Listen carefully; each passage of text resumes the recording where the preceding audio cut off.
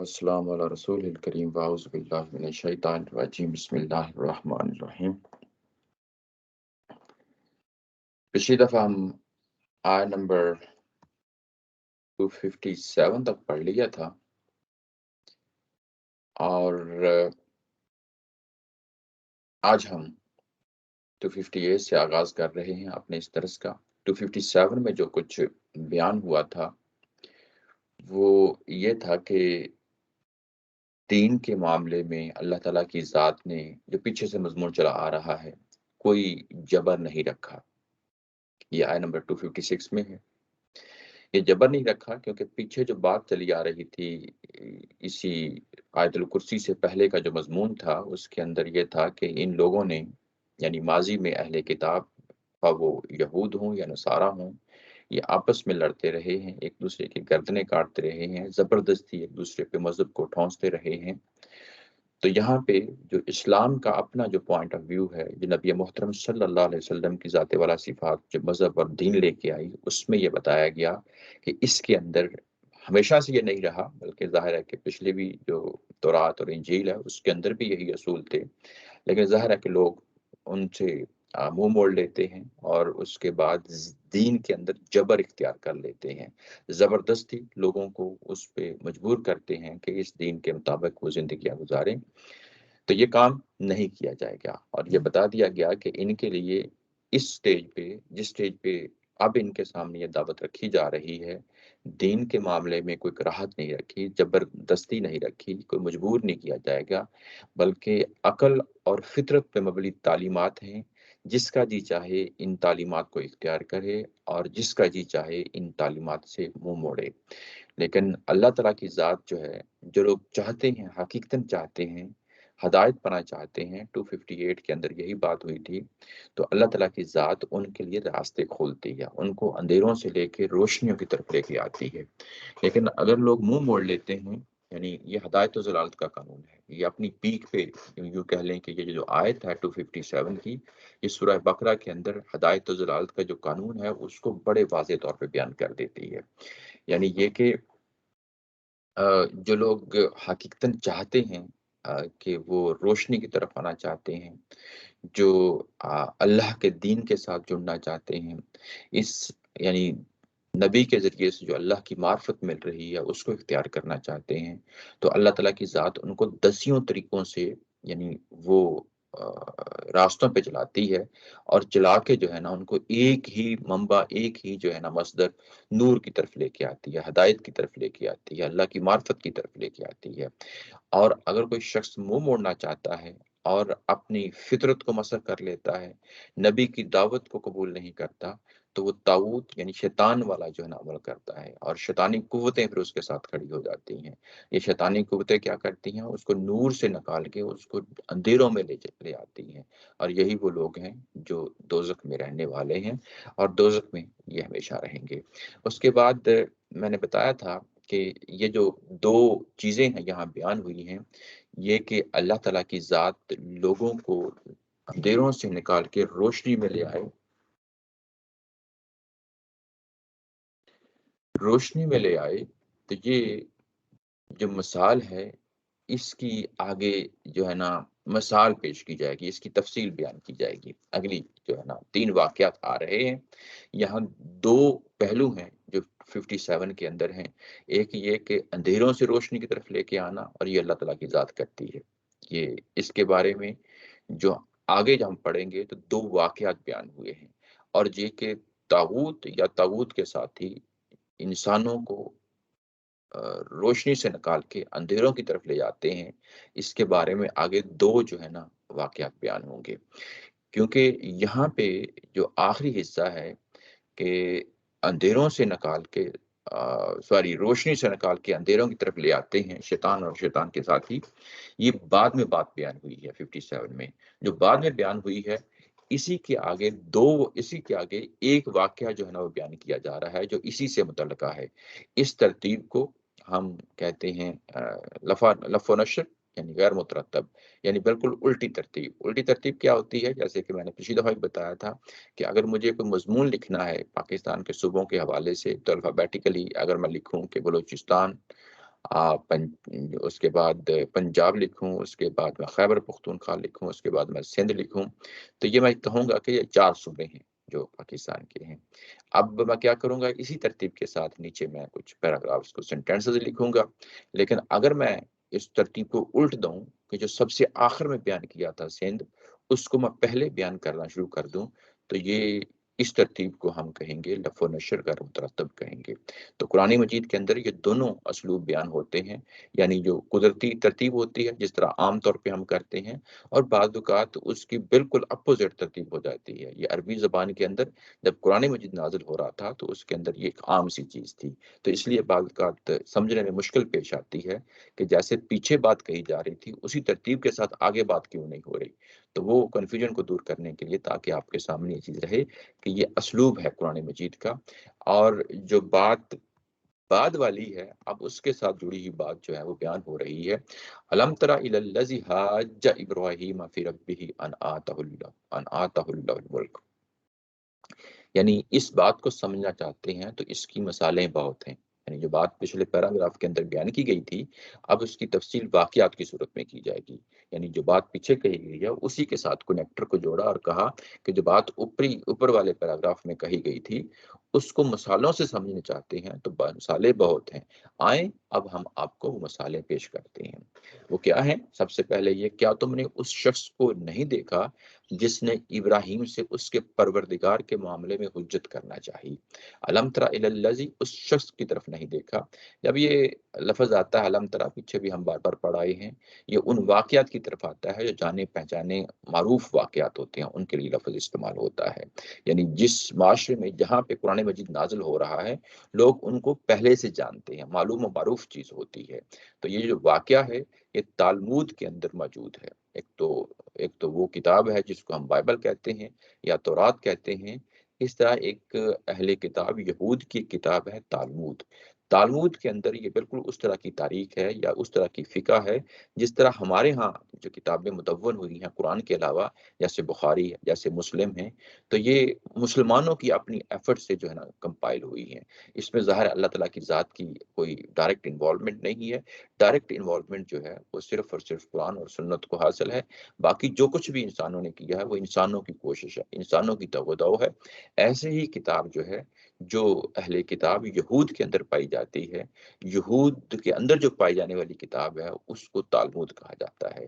تو یہ واقعہ وہاں پہ ریکارڈ ہوا ہے، گویا کہ یہ ان کے ہاں، کن کے ہاں، یعنی اہل کتاب خصوصی طور پہ یہود کے ہاں یہ مانا تانا واقعہ ہے، معروف و معروف یعنی معلوم واقعہ ہے۔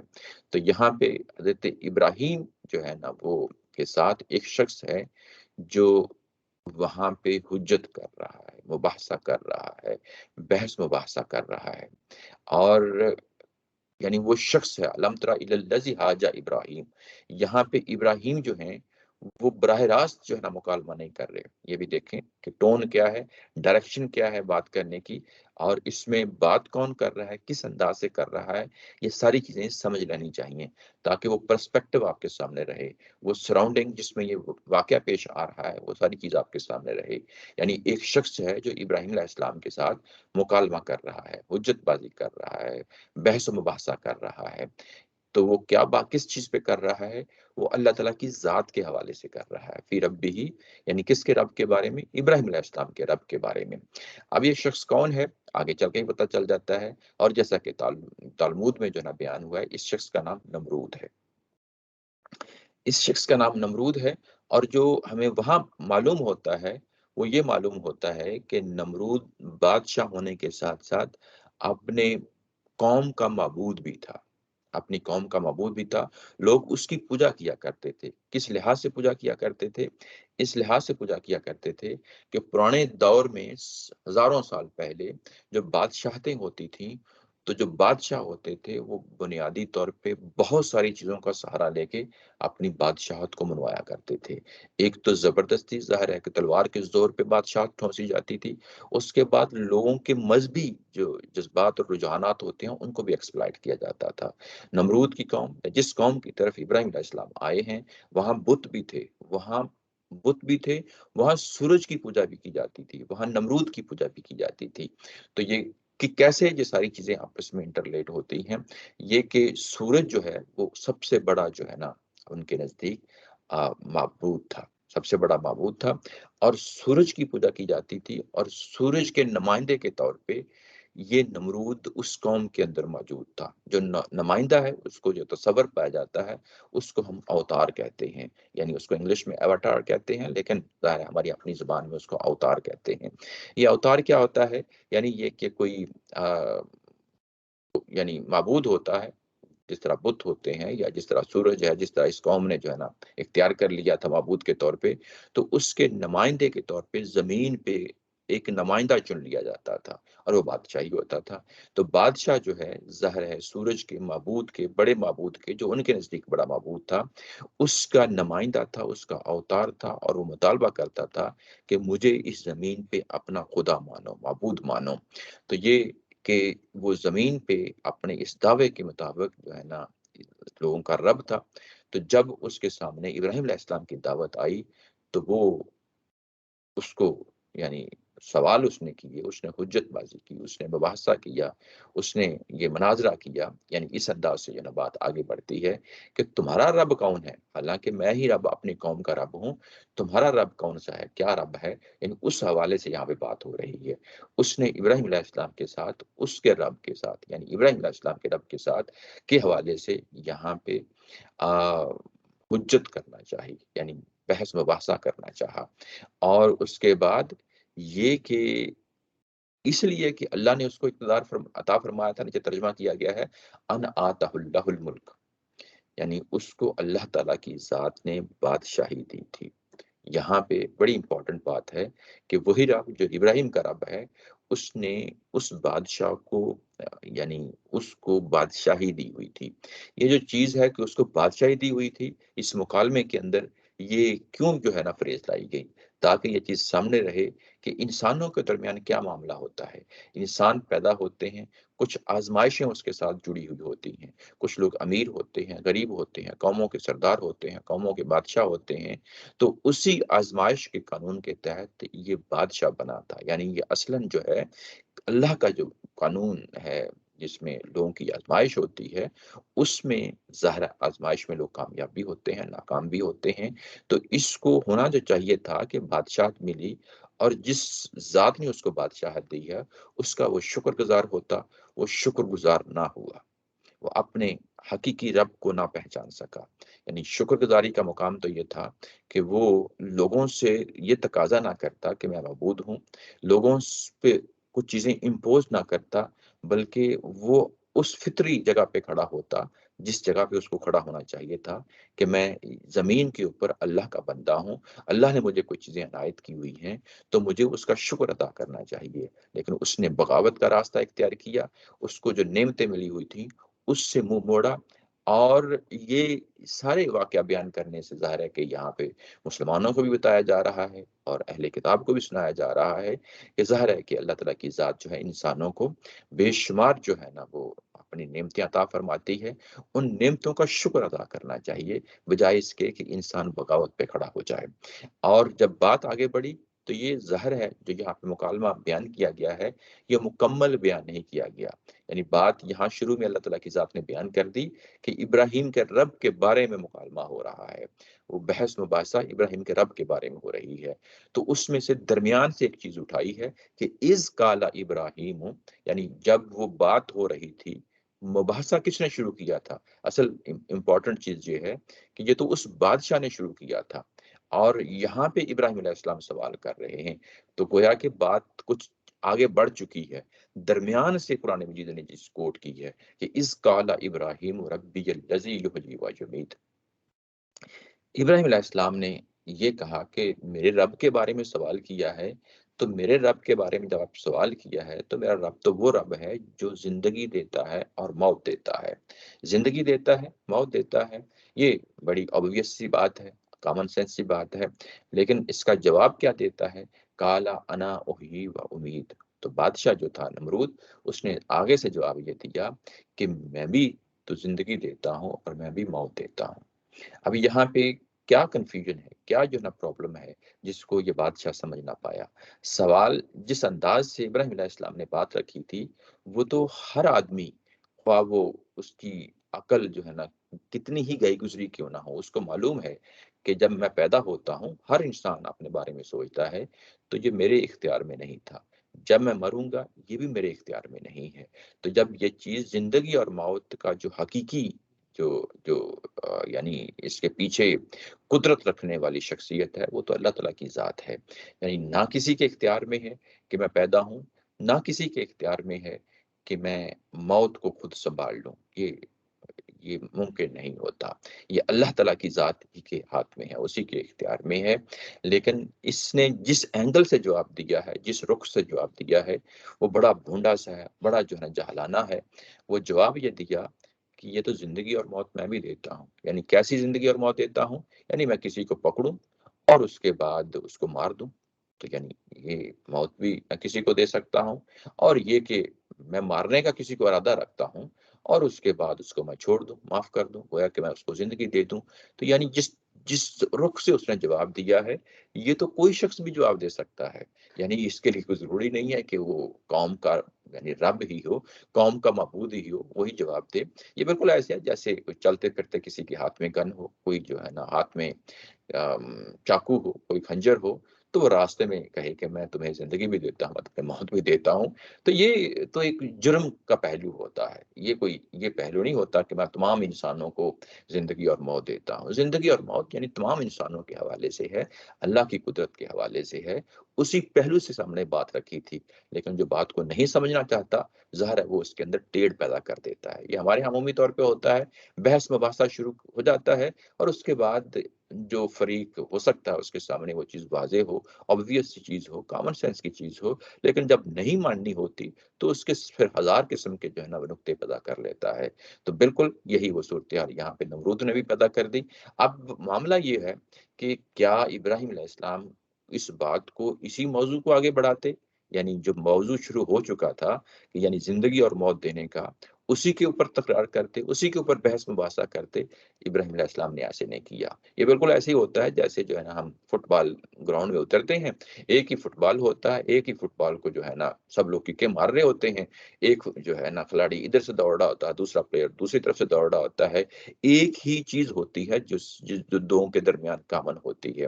تو بحث مباحثے کے درمیان بھی یہ فٹ بال والی صورتحال پیدا ہو جاتی ہے کہ اگر آپ ایک ہی موضوع کو لے کے بیٹھ جائیں اور وہ کسی نتیجے تک نہ پہنچے، تو یہ بحث مباحثہ منفی بحث مباحثہ ہوتا ہے، یہ بے تکا بحث مباحثہ ہوتا ہے۔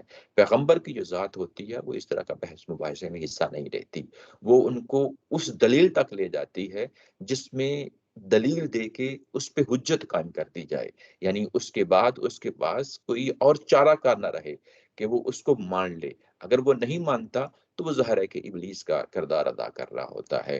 اس کے بعد جو مخالف فریق ہوتا ہے پیغمبر کے سامنے، اس کے پاس کوئی اور ہتھیار نہیں ہوتا، کوئی اور دلیل کے ساتھ جو ہے نا وہ سامنے مسلح ہو کر سامنے نہیں آتا۔ یہی صورتحال ہے جس کا جواب پھر جو ہے نا ابراہیم علیہ السلام نے دیا ہے، کالا ابراہیم فإن اللہ یأتی بالشمس من المشرق۔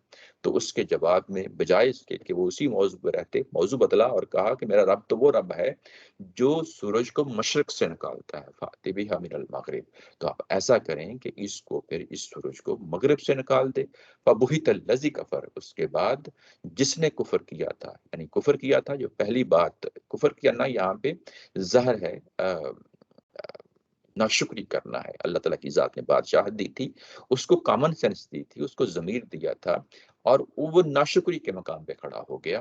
اور جب اس کے سامنے یہ دلیل آئی اور اس دلیل نے یہ اس حد تک کارگر ہوئی کہ اب اس کے بعد کوئی جواب نہ بن پایا، جواب نہ بن پایا، کیونکہ وہ خود جو ہے سورج دیوتا جس کو یعنی اس کی اپنی قوم عبادت کرتی تھی، اور وہ سمجھتا تھا کہ میں سورج کا نمائندہ ہوں، اوتار ہوں، تو پھر تو اسے زمین کے اوپر سورج کا چہیتا نمائندہ ہونا چاہیے تھا، سورج کو فوری طور پہ اس کی بات کو قبول کر لینا چاہیے تھا۔ لیکن جب ایسا نہیں ہوا اور نہ ہو سکتا ہے، تو اس کے بعد اس کے سامنے کوئی دلیل نہیں رہی۔ یہ جو بہیتا کا لفظ آیا ہے اردو میں بھی استعمال ہو جاتا ہے، مبہوت ہو جانا، یعنی اس کے بعد کچھ بن نہ پڑنا، حیران ہو جانا، ششدر ہو جانا، آپ کے پاس بالکل اسپیچ لیس ہو جانا، ہیلپ لیس ہو جانا، اس کے لیے یہ لفظ استعمال ہوتا ہے۔ یعنی اس کے بعد کوئی بات کرنے کے لیے اس کے پاس کچھ رہا نہیں۔ واللہ لا یہدی القوم الظالمین، اللہ تعالیٰ کی ذات ایسے لوگوں کو، ایسے ہی منکروں کو، ایسے ہی ناشکروں کو کبھی ہدایت نہیں دیتی، ایسے ہی ناشکروں کو کبھی ہدایت نہیں دیتی۔ اب ہم اس کو ریلیٹ کرتے ہیں جو پیچھے بات ہوئی تھی۔ پیچھے کیا بات ہوئی تھی؟ یہ دیکھیں کہ والذین کفروا، جو آخری بات ہے، والذین کفروا اولیاءهم الطاغوت، جو لوگ یعنی اللہ سے منہ موڑ لیتے ہیں تو اس کے بعد شیطانی قوتیں ہیں جو ایسے لوگوں کے ساتھ کھڑی ہو جاتی ہیں اور وہ اللہ کے نور سے ان کو نکالتی ہیں اور ظلمات تک لے جاتی ہیں۔ یعنی یہاں پہ یہ بڑا امپورٹنٹ پوائنٹ ہے۔ امپورٹنٹ پوائنٹ کیا ہے کہ وہ یہ کہ ایسے مجرموں کا، ایسے لوگوں کا، ایسی شیطانی قوتوں کے ہاتھ چڑھنے سے پہلے یہ لوگ، اللہ تعالیٰ کی ذات ان کو مواقع فراہم کرتی ہے۔ ایسا نہیں ہوتا کہ کوئی طاغوت اور اللہ کی آپس میں جنگ ہے، یہ معاملہ نہیں ہوتا۔ یہ چیز ذہن سے نکال دینی چاہیے کہ شیطان کا براہ راست کوئی اللہ سے مقابلہ نہیں ہے۔ یہ چیز جو ہے وہ معاملہ یہ ہے کہ اللہ کے پاس کل اختیار ہے، جبریل کا کوئی ابلیس کا کوئی اختیار نہیں چلتا، شیطان کا کوئی اختیار نہیں چلتا اللہ کے سامنے۔ لیکن یہ کہ یہ انسان کے ساتھ معاملہ ہے، ابلیس کا، شیطان کا، اللہ کے ساتھ نہیں ہے۔ اللہ تعالیٰ کی ذات ہر شخص کو، خواہ وہ اچھا ہے خواہ وہ برا ہے، مواقع مہیا کرتی ہے۔ پہلے مواقع مہیا کرتی ہے، اس کو نور کے مواقع مہیا کرتی ہے، یعنی پہلے نور کا وجود ہونا ضروری ہے۔ یہ بڑی امپورٹنٹ بات ہے اس آیت میں 257 میں۔ وہ نور کیا ہے؟ آپ کے اندر ضمیر ہے، آپ کے اندر جو ہے نا عقل ہے، اور اس کے بعد سراؤنڈنگ میں آپ کے اندر بے شمار مسالیں پڑی ہوئی ہیں۔ یہ پہلے اللہ تعالیٰ کی ذات مہیا کرتی ہے انسانوں کے سامنے، لیکن انسان ٹیڑے ہوتے ہیں، وہ اپنی فطرت کو مسخ کر لیتے ہیں، اپنی خواہشات نفس کا شکار ہو جاتے ہیں، مغرور ہو جاتے ہیں۔ جو ان کے پاس چیز ہوتی ہے، علم ہوتا ہے، قوت ہوتا ہے، اس کے نشے میں آ جاتے ہیں اور وہ اس نور کا انکار کر دیتے ہیں۔ اس شخص کو اگر آپ دیکھیں تو اس کے سامنے یہ جو نمرود ہے، یہ روشنی آتی ہے۔ ایسا نہیں ہے کہ اس نے کوئی ڈے ون سے ڈیسائیڈ کر لیا ہوتا کہ میں نے روشنی سے آنکھیں بند کر لینی ہے۔ روشنی آتی ہے۔ سب سے پہلی جو روشنی ہے وہ یہ کہ وہ بادشاہ ہے، بادشاہ ہے۔ بادشاہ ہونے کے ناطے سے کچھ ذمہ داریاں ہیں، اپنے ضمیر کے سامنے بھی ذمہ دار ہے اور اپنی عوام کے سامنے بھی ذمہ دار ہے۔ وہ کوئی ایسا شخص نہیں ہے کہ جس کی کوئی نکیل نہ ہو، کوئی بلا روک ٹوک جو ہے نا وہ جو چاہے وہ کر سکے، ایسا ہو نہیں سکتا انسانوں کے ساتھ۔ تو وہ اللہ تعالیٰ کی ذات نے اس کو یہ بادشاہی دی ہوئی تھی، یہ اللہ ہی کی دی ہوئی بادشاہی تھی، یہ نور اس کے پاس تھا اور وہ اس کو نور کے طور پہ استعمال کرتا تو شکر گزاری کے مقام پہ کھڑا ہو جاتا، لیکن وہ اس مقام پہ کھڑا نہیں ہوا، مغرور ہو گیا، تکبر میں آ گیا۔ جب مغرور ہو گیا، تکبر میں آ گیا تو یہ اندھیرا بن کے اس کے سامنے آتا ہے، یعنی اس کا مغرور ہو جانا، اس کے اندر کی جو خواہشات ہیں، نفسانی خواہشات ہیں، وہ اس پہ غلبہ پا لیتی ہیں۔ یعنی اس کے اندر جو رویے ہیں، مختلف طرح کے منفی رویے، اس پہ غلبہ پا لیتے ہیں۔ یہی اس کے لیے تباہی و بربادی کا باعث بن جاتے ہیں، یہی اس کے لیے ظلمات کا باعث بن جاتے ہیں۔ اس کے بعد دوسری روشنی جو سب سے بڑی زمین پہ روشنی ہو سکتی ہے، وہ وقت کا پیغمبر ہوتا ہے۔ وقت کا پیغمبر خود چل کے آتا ہے اور اس سے بات کرتا ہے اور اس کو روشنی سجانا چاہتا ہے۔ یہ دوسری روشنی ہے جو اس کے پاس آتی ہے، اور جب وہ اس روشنی کو بھی ریجیکٹ کر دیتا ہے تو گویا کہ اب یہ دوسرا جو ہے نا اس کے سامنے، یعنی اس کے اندر پھر وہی بات آ گئی، نفسانی خواہشات ہیں، باہر کا ڈر ہے کہ میں دنیا کو کیا کہہ چکا ہوں، دنیا میری معبود ہے۔ تو یہ چیزیں ہیں جو انسان کو مجبور کرتی ہیں کہ وہ پھر ٹیڑھ پن سے کام لیتے ہیں۔ یہ دوسرا پہلو ہے۔ تیسرا پہلو یہ ہے کہ دیکھیں، جب اس کے سامنے کوئی دلیل نہیں تھی، ہونا تو یہ چاہیے تھا کہ وہ اس کے سامنے سرنڈر کرتا۔ وہ چہیتا جو ہے نا، یعنی اپنے تئیں چہیتا جو ہے نا وہ معبود تھا، قوم کا نمائندہ تھا، سورج کا نمائندہ تھا، سورج کا اوتار تھا، تو یہ سب کچھ اس سے بن نہ پایا تو وہ مبہوت ہو کے رہ گیا۔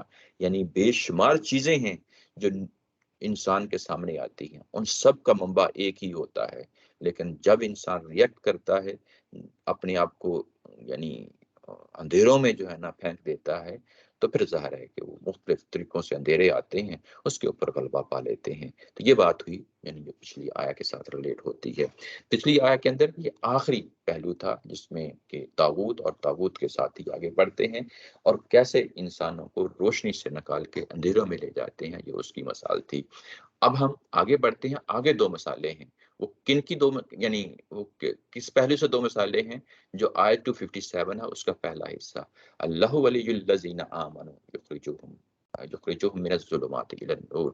تو اللہ تعالیٰ کی ذات جو ہے وہ ایمان والوں کے ساتھ بھی جو ہے ان کو بھی مواقع فراہم کرتی ہے، مواقع فراہم کرتی ہے، اور لوگ آگے بڑھ کے آگے لپ کے ان مواقعوں کو جو ہے نا سمجھ لیتے ہیں، اور مواقع کے لحاظ سے جو پہلو اور رویہ اختیار کرنا ہوتا ہے اس کو اختیار کر لیتے ہیں، اسی کو ہدایت کہتے ہیں۔ دوسرا پہلو دلالت کا ہے۔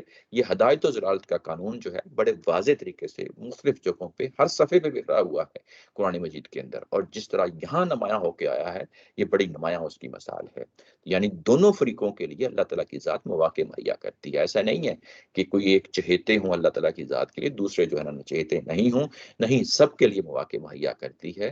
لیکن جو آگے بڑھ کے سمجھ رکھتے ہیں، ٹیڑھ پن سے کام نہیں لیتے، سیدھی بات کو سیدھے طریقے سے سمجھ لیتے ہیں اور اس کو اختیار کر لیتے ہیں، وہ پھر ہدایت کے راستے پہ آ جاتے ہیں۔ یہ بات ہے جو ظاہر ہے اندھیروں سے نور کی طرف آتے ہیں۔ اب اس کے لیے یعنی پچھلی اگر آپ دیکھیں تو جو پچھلا واقعہ تھا اس میں کور کون ہے؟ اس میں نمرود ہے اصل میں کور، اور اس کے ساتھ وقت کا پیغمبر ہے جو مکالمہ کر رہا ہے۔ آگے بڑھتے ہیں، اگلی جو بات کہی گئی ہے وہ ہے پھر ایک پیغمبر کی بات ہے، کہ جو ابھی بات ہوئی تھی وہ نمرود اور ابراہیم علیہ السلام کی جو نا بات ہوئی تھی، اور اس کے بعد ابھی جو بات ہونے لگی ہے، او کالذی مر علی قریۃ وہی خاویۃ علی عروشہا، یا اس شخص کی مثال ہے جس کا گزر ایک بستی پر ہوا اور جو اپنی چھتوں پر گری پڑی ہوئی تھی۔ یعنی اب یہ کہ آگے جو ہے نا جو اگلا واقعہ بیان کیا جا رہا ہے، اب یہ اندھیروں سے روشنی کی طرف آنا ہے، اندھیروں سے روشنی کی طرف آنا ہے، اور اس میں پھر کسی شخص کو یہاں پہ لایا جا رہا ہے۔ یہ کون شخص ہے آگے چل کے بھی اس کو دیکھ لیں گے، ظاہر ہے یہاں پہ جو بات ہو رہی ہے، اور یہ اسی طرح کی بات ہے جس طرح کی بات پیچھے جو ہے نا یعنی ہوئی تھی، جس طرح الم تری الی الذی کی بات کہی گئی تھی کہ کیا آپ نے اس شخص کو دیکھا نہیں، اسی کے تسلسل میں کہا کہ او کالذی، یا اس شخص کی مثال ہے، یعنی یہ شخص بھی جو ہے کو معلوم و معروف شخص ہے، مشہور شخص ہے، ایسا نہیں ہے کہ اس کو جو ہے نا قرآن مجید نے اپنی طرف سے بیان کر دیا ہے، تاریخ کا واقعہ ہے، اور تاریخ کے واقعے سے اٹھا کے جب یہ بات بیان کی جا رہی ہے تو یہاں پہ ایک پیغمبر کا واقعہ ہے۔ یہ پیغمبر کا واقعہ کون سا ہے؟ یہ ہمیں جو حزقیل کی جو ان کی کتاب ہے بائبل کی، اس کے اندر ہمیں ملتا ہے۔ یہ نبی ہیں، اور نبی جو ہیں وہ ان کے ساتھ معاملہ ہوتا ہے، یعنی اس نبی کا جو پورا واقعہ ہے یہ بائبل کے اندر تو بڑی تفصیل کے ساتھ دیا ہوا ہے، قرآن نے اس کو سمرائز کر کے پیش کیا ہے اور ایک ہی آیت میں پورے واقعے کو بیان کر دیا ہے۔ جب ہم اس کو بائبل میں جا کے پڑھتے ہیں تو وہ کون سا واقعہ ہے یعنی جو وہاں پہ بیان ہوا ہے، یہ تھوڑا سا آگے بڑھتے ہیں تو پھر میں بائبل کا جو یہاں پہ استاد محترم نے 690 حاشیہ کے اندر دیا ہے، میں آگے آپ کے سامنے اس کو سمری کر کے بیان کر دیتا ہوں، لیکن ابھی تھوڑا سا آگے بڑھتے ہیں۔ تو جب یہ شخص جو ہے حزقیل جو پیغمبر ہیں، جب وہ ان کا گزر ہوتا ہے، مر علی قریۃ، ایک بستی کے اوپر سے جو ہے نا گزر ہوتا ہے ان کا۔ اب یہ بستی کون سی بستی ہے اس کو بھی آگے چل کے دیکھ لیتے ہیں۔ وَهِيَ خَاوِيَةٌ عَلَىٰ عَرُوشِهَا، اور یہ بستی جو ہے یہ اپنے چھتوں کے بل پہ گری پڑی تھی، چھتوں پہ گری پڑی تھی۔ یہ جو محاورہ استعمال کیا ہے کہ خاویتن علی عروشیہا، یہ اس طرح کا جو ہے نا صورتحال ہوتی ہے کہ ایک بلڈنگ ہوتی ہے، بلڈنگ اس کی دیواریں ہوتی ہیں، دیواریں جو جب اندر کو گر جاتی ہیں اور اس کے بعد گرنے کے بعد اس کے اوپر جو چھت ہوتی ہے وہ گر جاتی ہے، تو وہ ایک تصویر سامنے جو آتی ہے पूरा जो इमेज है वो सामने जो तस्वीर आती है, अगर आप इस तरह की जो है ना वो गिरी हुई बिल्डिंग को देखें तो ये बिल्कुल वही सूरत हाल है। खावियतुन यानी वो गिरी हुई थी, अपनी छतों के ऊपर गिरी हुई थी, यानी कि जो दीवारें थी वो पहले गिर गई और उसके ऊपर छतें गिरी हुई थी। तो यानी एक पूरी कुरान मजीद में जो इमेज है उसको पूरा जो है ना लोगों के सामने, ताकि जहन उसकी तरफ जो है ना मुंतकिल हो जाए। तो वो अपनी छतों के ऊपर गिरी हुई थी। काला अन्ना युहयी हाज़िहिल्लाहु बादा मौतिहा। तो उसके बाद ये पैगंबर जो हैं वो ख्याल करते हैं, अपने दिल में सवाल पैदा करते हैं कि ये कैसे अन्न, कैसे युहयी इसको जिंदा करेगा, इस बस्ती को जिंदा करेगा, हाज़िही इस बस्ती को जिंदा करेगा, अल्लाह ताला की जात जिंदा करेगी, बादा मौतिहा यानी इसके मौत आ जाने के बाद, इसके फना हो जाने के बाद। यहाँ देखें जो बात कही जा रही है, यानी बस्ती के गिर जाने के बाद, वो ये कि ये लोगों की बात है। यानी पहले एक इमेज क्रिएट किया, यानी आयत ने, वो ये कि बस्ती जो है वो सारी की सारी गिरी हुई है, उसके अंदर बेशुमार जो है ना मकानात हैं। वो मकानात जो है ना, मकान गिरे हुए हैं, बिल्डिंग्स गिरी हुई हैं और वो अपने छतों के ऊपर गिरी हुई हैं। यानी इस तरीके से बात हो रही है, यानी पूरी की पूरी बस्ती की पूरी तस्वीर सामने आ गई। और उसके बाद कहा कि ये इस बस्ती को कैसे जिंदा करेगा। अब फौरी तौर पे तवज्जो जो है, बजाय इसके कि उन दीवारों पे और छतों पे जो है ना होती, अब तवज्जो मबजूल करवाई जा रही है किसी और फैक्टर की तरफ। वो फैक्टर क्या है कि इस बस्ती के अंदर रहने वाले जो लोग हैं, उनकी तरफ तवज्जो मबजूल करवाई जा रही है। वो मरे जा चुके हैं, वो मर चुके हैं, वहां सामने उनकी हड्डियां नजर आ रही हैं। उनकी हड्डियां नजर आ रही हैं, जैसे दीवारें नजर आ रही हैं, जैसे छतें नजर आ रही हैं, ऐसे ही उनकी हड्डियां नजर आ रही हैं। तो इन हड्डियों को अल्लाह तला की जात कैसे उठाएगी फना हो जाने के बाद। अमातहुल्लाहु मिअत आमिन। उसके बाद अल्लाह तला की जात ने क्या किया कि बजाय इसके कि वो उन बस्ती को जो है ना वो उठाता, जिंदगी देता, वो इस पैगंबर को मौत दे दी। फअमातहुल्लाहु मिअत आमिन। इस पैगंबर को मौत दे दी 100 साल के लिए। मिया मिया का मतलब होता है 100, आम साल, 100 साल के लिए मौत दे दी। सुम्मा बासहु, फिर उसके बाद उस पैगंबर को उठाया, काला कम लबिस्ता, और उस पैगंबर से पूछा कि कितना अरसा है तुम जो कि यहाँ पे रहे हो। यानी ये जो मुकालमा हो रहा है अल्लाह का और एक शख्स का, तो ज़ाहिर है ये पैगंबर की ज़ात ही हो सकती है। और जैसा कि मैंने पहले बात कही कि ये बाइबल के अंदर वाक़या मौजूद है, हिज़्क़ील अलैहिस्सलाम का ये वाक़या है। तो ये उनके साथ जब ये मुकालमा होता है, जब उनको मौत दे दी जाती है, 100 साल के बाद वो उठते हैं। 100 साल के बाद उठते हैं तो वो पूछा जाता है कि कितना अरसा है जो तुम ज़ाहिर है कि इस हालत में रहे। काला लबिस्तु यौमन और बाज़ा यौम। और उसके बाद वो उन पैगंबर को यानी जवाब देते हैं कि मैं एक दिन या एक दिन का कुछ हिस्सा, एक दिन या एक दिन का कुछ हिस्सा मुझे यानी ये बेहोशी रही, मौत में रहा, और मैं उससे ज़ाहिर है के बाद में उठाया। काला बल लबिस्ता मिअत आमिन। उसके बाद जवाब मिलता है कि ये जो तुम रहे हो इस मौत की हालत में, ये तो पूरे 100 साल रहे हो। अब थोड़ी-सी मैं इसकी तफसीर कर देता हूँ क्योंकि आया लंबी है। ये कि ये पैगंबर का जो वाक़या है, ये इन्होंने देखा बस्ती जो है वो अपनी छतों पे गिरी हुई है। और उसके बाद उनके अंदर ये सवाल पैदा होता है कि ये कैसे जो है ना इस बस्ती को अल्लाह ताला की ज़ात उठाएगी। ये कैसे उठाएगी? ये जो सवाल है कि कैसे है, ये सवाल कोई मनफ़ी सवाल नहीं है कि यानी ये कि कोई चैलेंज करने वाला हो, वो सवाल नहीं है। ये कोई हैरत का सवाल है। यानी ये इंसान के अंदर क्यूरियोसिटी होती है जिसमें जो है ना अ, वो यानी चीज़ की नेचर को समझने की कोशिश करता है कि ये इसको कैसे मैं देखूँ, इसको कैसे जो है ना अल्लाह ताला की ज़ात जो है ना वो उठाएगी। ये वो पहलू है, यानी पैगंबर ज़िम्मेदार एक शख्स होता है, और ज़िम्मेदारी होते हुए उसके ज़हन में भी सवालात उठते हैं, प्लानिंग वो भी बहुत सारी चीज़ों की कर रहा होता है कि मैं यानी मेरे सामने कौम के उठने का मामला है, फ़र्ज़ किया कौम के उठने का मामला है, इस कौम को मैंने कैसे उठाना है। तो ये जो चीज़ें इस तरीके से सोचने का अंदाज़ होता है। ऐसे ही जब जो उन्होंने अपनी इस बस्ती को देखा जो ज़ाहिर है छतों पे गिरी हुई थी, वहाँ लोगों की हड्डियाँ नज़र पड़ी हुई थी, तो उसके ज़हन में ये सवाल आया, उस नबी के ज़हन में, कि ये कौम कैसे उठेगी? कौम कैसे उठेगी? यानी ये कि कौम कल को क़यामत वाले दिन कैसे उठेगी या दुनिया के अंदर कैसे उठेगी? अब ये जो वाक़या है, जैसे कि मैंने कहा कि ये समराइज़ फ़ॉर्म में یعنی اس آیا کے اندر ہمیں پتہ چل جاتا ہے کہ یہ سمرائزڈ فارم ہے. اس کی تفصیل جو ہے بائبل میں اندر بیان ہوئی ہے. وہ کیا ہے؟ اگر آپ دیکھیں 690 کا جو نیچے پورا پیراگراف دیا ہوا ہے، میں اس کو پورا پڑھتا تو نہیں، لیکن آپ لوگوں کے سامنے ایک سمرائز کر کے بیان کر دیتا ہوں. خداوند کا ہاتھ مجھ پر تھا، میں نے ہاتھ ہائی لائٹ کیا ہے، اور اس نے مجھے اپنی روح میں اٹھایا. خداوند کا ہاتھ مجھ پر تھا اور اس نے مجھے اپنی روح میں اٹھایا اور اس وادی میں جو ہڈیوں سے پر تھی مجھے اتار دیا. اب یہاں پہ ایک مشاہدہ ہے، ایک مشاہدے کو یہاں پہ سامنے لا کے رکھ دیا گیا ہے. یہ مشاہدہ کیا ہوتا ہے؟ کبھی اس کو ہم مشاہدہ کہتے ہیں، کبھی ہم اس کو مکاشفہ کہتے ہیں، کبھی ہم اس کو قرآن مجید جیسا کہ سورہ بنی اسرائیل میں پڑھیں گے، اس کو رویا کا لفظ استعمال ہوا ہے، خواب کا لفظ استعمال ہوا ہے، جس کو ہم ترجمہ کر لیتے ہیں خواب کا لفظ استعمال ہوا ہے، یہ لفظ استعمال کر لیتا ہے. تو یہ پہلو ہے جو سامنے رہنا چاہیے. وہ پہلو کیا ہے؟ یہ کہ اس کو اٹھا لیا، پیغمبر کو اٹھا لیا، اس کی روح میں اٹھا لیا اور ایک وادی میں لے جایا گیا.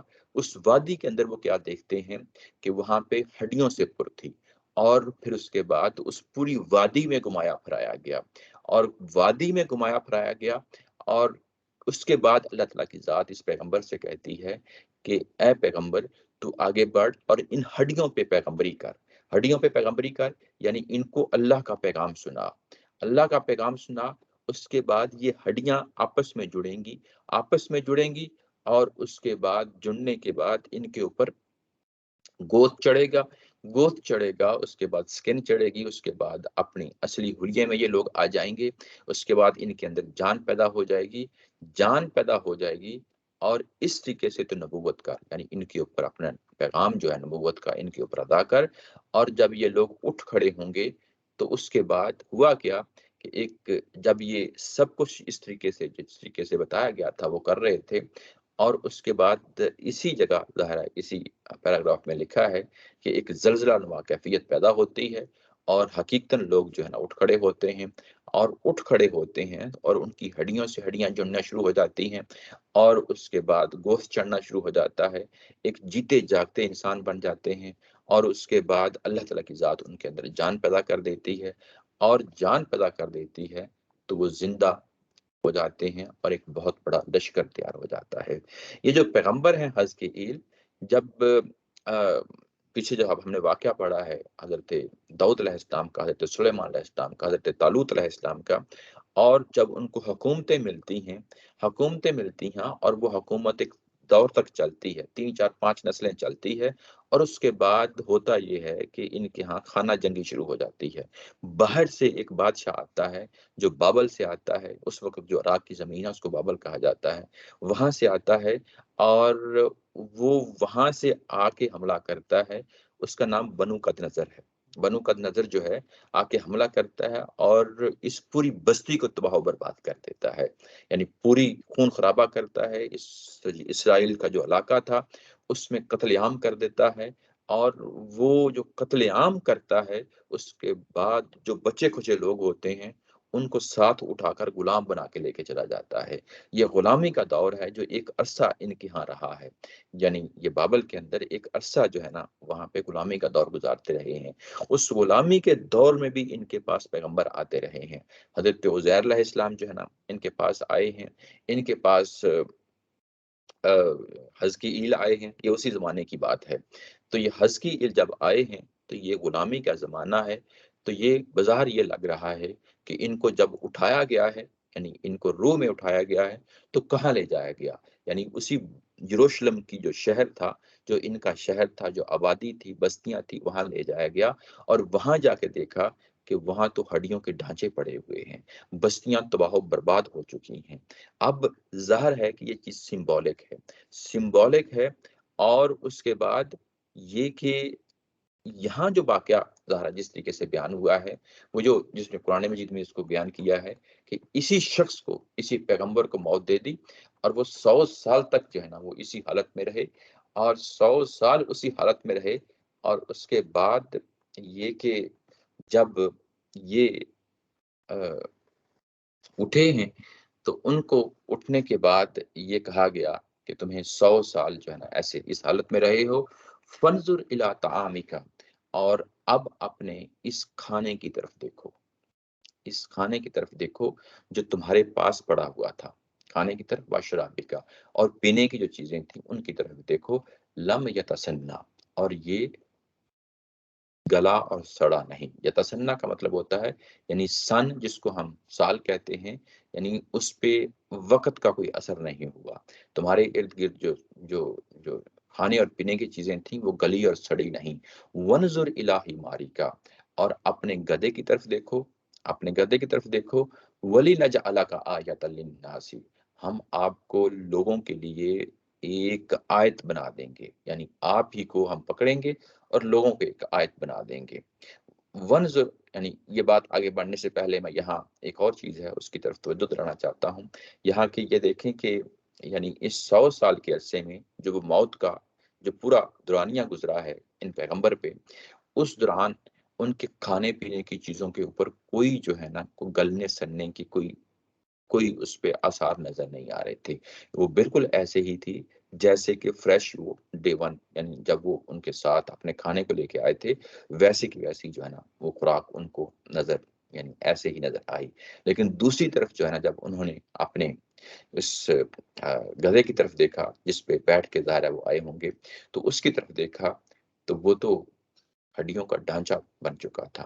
اب یہاں پہ اگر آپ دیکھیں تو یہاں حذف ہوا ہے، حذف ہوا ہے، وہ حذف یہ ہوا ہے کہ یہ کہا کہ اپنے اس کھانے اور پینے کی طرف دیکھو، یہ گلی اور سڑی نہیں، اور اس کے بعد کہا کہ اپنے اس گدھے کی طرف دیکھو، یہ گل سڑ کے ہڈیوں کا ڈھانچہ بن چکا ہے، یعنی یہ بات خود واضح اس کے اندر پوری ہوتی ہے۔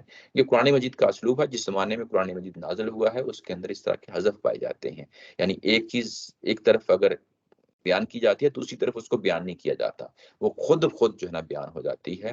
اور یہ ہڈیوں کا ڈھانچہ بن چکا ہے تو ہم اس کو کس طرح زندہ کرتے ہیں، جس طرح آپ کی خوراک یہ بالکل تازہ ہے، یعنی اسی طریقے سے جس طرح ڈے ون وہ تھی، اور اس کے بعد ہم اس گدھے کو جو کہ اس وقت گل سڑ چکا ہے، ہڈیوں کا ڈھانچہ بن چکا ہے، اس کو بھی ہم اٹھائیں گے، اور اس کو اٹھانے کے بعد ایسے ہی جیسے آپ کی خوراک اور پانی ہے ویسا ہی بنا ڈالیں گے۔ ہم اس کو کیسا زندہ کرتے ہیں یہ اب آپ کے سامنے یہ عمل ہوگا، یہ حذف ہے جو اس کے اندر ہو گیا ہے۔ اس کے بعد اگلا جو حصہ ہے ولی نجعلہ کا آیۃ للناس، ہم لوگوں کے لیے ایک آیت کے طور پہ ہم آپ کو نشانی بنا دیں گے، ایک نشانی کے طور پہ لوگوں کے درمیان کھڑا کر دیں گے۔ یہ لی جو لفظ آیا ہے اس کا معنی ہوتا ہے تاکہ، تاکہ سے پہلے واو ہے، اور تاکہ ہم یہ کریں گے، تو یہ اور تاکہ یہ اب ہم کب بیان کرتے ہیں؟ یہ اس وقت بیان کرتے ہیں کہ جب ہم کہتے ہیں کہ دیکھو میں آپ کو اگزامپل دیتا ہوں، جیسے کہ امتحان سر پہ ہے، محنت کرو تاکہ تم امتحان میں کامیاب ہو جاؤ، اور تاکہ تم کل کو اچھی جاب حاصل کر سکو۔ اب جو پہلے والا تاکہ ہے اگر میں اس کو نکال دوں کہ امتحان کے لیے تگ و دو کرو اور تاکہ تم کل کو اچھی جاب حاصل کر سکو، اب جو درمیان والا حصہ ہے وہ انڈرسٹوڈ ہوتا ہے، ہماری اپنی زبان میں بھی انڈرسٹوڈ ہوتا ہے کہ یعنی جاب اچھی تبھی ملے گی جب آپ امتحان میں کامیاب ہوں گے۔ تو یہاں پہ وہی والا حذف ہے، یہاں دو حذف ہوئے ہیں، ایک تو حذف جو ہے وہ مقابلے میں، یعنی دو چیزوں کو سامنے رکھتے ہوئے ہم دیکھ لیتے ہیں، جو کھانے اور پینے کی چیزوں کے حوالے سے جو اس کا موازنہ ہو رہا ہے گدھے کے ساتھ، ایک وہ حذف ہے، اور ایک حذف جو ہے وہ ولی کے ساتھ آیا ہے، اور تاکہ اس سے پہلے کوئی اور چیز تھی، کیونکہ اگر وہ چیز اگر نہیں ہوتی، یعنی سوری جو چیز واو آیا ہے وہ خود بتا رہا ہے کہ اس سے پہلے بھی ایک تاکہ کی فریز ہے۔ وہ تاکہ کیا چیز ہے اس کو استاد محترم نے کھولا ہے کہ اس لیے کہ تمہیں اس بستی کے اٹھائے جانے پر یقین ہو، اس بستی کے اٹھائے جانے پہ یقین ہو، اور اس لیے کہ ہم لوگوں کے لیے تمہیں امید کی ایک نشانی بنا دیں۔ جو حذف ہے اس کو میں پھر جو ہے نیچے ہائی لائٹ کر دیا ہے کہ اس لیے کہ تمہیں اس بستی کے اٹھائے جانے پر یقین ہو، اس کے بستی پہ اٹھائے جانے پہ یقین ہو۔ یہ انڈرسٹوڈ ہے، یہ کون سی بستی ہے؟ یہ وہی بستی ہے جس کا ظاہر ہے کہ پہلے یعنی اس پہ بات ہو رہی تھی، او کالذی مر علی قریۃ وہی خاویۃ علی عروشہا، یعنی اسی بستی کی بات ہو رہی ہے، اور اسی بستی کی بات ہو رہی ہے تو اس بستی کے حوالے کہا گیا کہ تمہیں اس بستی کے اٹھائے جانے پہ یقین ہو، اور اس لیے کہ ہم لوگوں کے لیے تمہیں امید کی ایک نشانی بنا دیں۔ किन लोगों के लिए उम्मीद की एक निशानी बना दें? इसी बस्ती के अंदर रहने वाले जो लोग हैं, जब वो उठेंगे, जब उनके अंदर जानें पड़ जाएँगी, जब उनके अंदर जो है ना वो एक लश्कर बन जाएगा, तो उन लोगों को यानी एक निशानी ये हो गई कि एक आपकी अपनी ज़ात है, जिसको हमने मार दिया, मौत दे दी क्योंकि सवाल किया था ना कि इस बस्ती को कैसे उठाया जाएगा? और उस बस्ती को उठाने से पहले एक ज़िंदा और जीता और जागता मुशाहदा करवा दिया गया और अमलन उसकी एक तस्वीर सामने रख दी गई। अमलन तस्वीर सामने रख दी गई और तस्वीर रखने के बाद एक तो ये मुशाहदा हो गया, निशानी हो गई कि उस अपनी ज़ात के लिए उनको अपनी ज़ात के लिए क्या? अपनी ज़ात के लिए तो यही था ना कि अन्ना युहयी हाज़िहिल्लाहु बअदा मौतिहा, कि इस बस्ती को कैसे अल्लाह ताला की ज़ात उठाएगी। तो पहले अल्लाह ताला की ज़ात ने जो एक्सपेरिमेंट यूँ कह लें कि जो तजर्बा है, वो उसी शख्स पे किया है ताकि ये इसको समझाया जाए। इस पैगंबर को समझाया जाए कि ये जो मामला है कि बस्तियाँ मैं कैसे उठाता हूँ, वो पहले उसकी एक अमली शक्ल जो है ना, वो इस पैगंबर की अपनी ज़ात पे उसका एक अमली नमूना जो है ना कायम कर दिया जाए। और जब वो खुद उस पे अमली नमूना उसको खुद मालूम हो जाएगा और उसके बाद वो जो अमली नमूना है, वो असलन उस बस्ती पे भी जो है ना अप्लाई हो जाएगा। यानी उनकी ज़ात पे जो चीज़ अप्लाई हुई है, जो इंडिविजुअल लेवल पे, इसको बाद में कलेक्टिवली सारी कौम पे जो है ना अप्लाई हो जाएगा। जब पूरी कौम पे अप्लाई हो जाएगा, तो इसके लिए भी बाइबल का नीचे जो है ना उस्ताद मोहतरम ने एक पूरा पैराग्राफ दिया है। वो ये है, अगर आप देखें उसी सफ़े पे जो आखिरी जो है 693 के आखिरी जो हिस्सा है, वहाँ पे जो सहीफ़ा हिज़्किय्यील में जो इबारत नक़ल हुई है, उसको यहाँ पे नोट यानी किया गया है। तब उसने मुझे फ़रमाया, किसने? यानी अल्लाह ताला की ज़ात ने फ़रमाया, "ए आदमज़ाद, ये हड्डियाँ तमाम बनी इसराइल हैं।" यानी ये जो हड्डियों का जो नमूना सामने रखा था बस्ती के तबाह और बर्बाद होने का, ये तमाम हड्डियां बनी इसराइल हैं। देख, ये कहते हैं हमारी हड्डियां सूख गईं, हमारी अमीर जाती रही, हम तो बिल्कुल फना हो गए। इसलिए तू नबूवत कर और इनसे कह, खुदावंद खुदा यूं फरमाता है कि ऐ मेरे लोगों, देखो मैं तुम्हारी कब्रों को खोलूंगा और तुमको उनसे बाहर निकालूंगा, इसराइल के मुल्क में ले जाऊंगा। और ऐ मेरे लोगों, जब मैं तुम्हारी कब्रों को खोलूंगा और तुमको उनसे बाहर निकालूंगा, तुमको तुम जानोगे कि मैं खुदावंद हूँ, यानी अल्लाह ताला की ज़ात। और मैं अपनी रूह तुम में डालूंगा और तुम जिंदा हो जाओगे और मैं तुमको तुम्हारे मुल्क में बसाऊंगा, तब तुम जानोगे मैं खुदावंद ने फरमाया और पूरा किया खुदावंद फरमाता है। यानी जो कुछ अल्लाह ताला की ज़ात ने किया है, यानी उसको अपनी एक अमली यानी उसकी शक्ल तक पहुंचाता है। अब जो बाकी हिस्सा है उसको देख लेते हैं, दरमियान में ज़ाहिर है कि रोक दिया था। वो ये उसके बाद है वली नजअला का आयतल लिन्नासी, इसके बाद अगला जो हिस्सा वंजुर इलल इज़ामी, उसके बाद कहा कि देखो इस गधे की तरफ, जो ना जो कहा गया था कि इसकी हड्डियों की तरफ देखो, यानी हड्डियां क्या थी? वो तो पिंजरा बना हुआ था। कैफ़ नुनशिज़ुहा, हम इसको कैसे उठाते हैं? इसको हम कैसे उठाते हैं? यानी इन हड्डियों को हम कैसे उठाते हैं? सुम्मा नक्सुहा लहमा, फिर हम इसके ऊपर कैसे जो है गोश्त चढ़ाते हैं, कैसे गोश्त चढ़ाते हैं। उसके बाद फलम्मा तबय्यन लहू, तो जब ये सारी बात इस पैगंबर के सामने आ गई, वाज़ेह हो गई, तबय्यना का मतलब था वाज़ेह हो जाना, जब ये सब कुछ वाज़ेह हो गया, काला अअलमु अन्नल्लाह अला कुल्ली शैइन कदीर, उसके बाद पैगंबर जो हैं वो पुकार उठते हैं, वो कहते हैं कि मैं जान गया कि अल्लाह ताला की ज़ात हर चीज़ पर कुदरत रखती है, हर चीज़ पर कुदरत रखती है।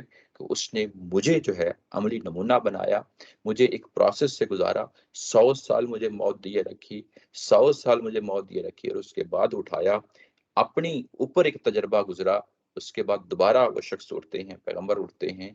तो जब उनको अपनी ज़ात पे यकीन हो गया कि मैं कैसे जो है ना उठूँगा, कैसे जो है ना दोबारा ज़िंदगी होगी, जो कल को ज़ाहिर है क़यामत वाले दिन भी ज़िंदगी होनी है।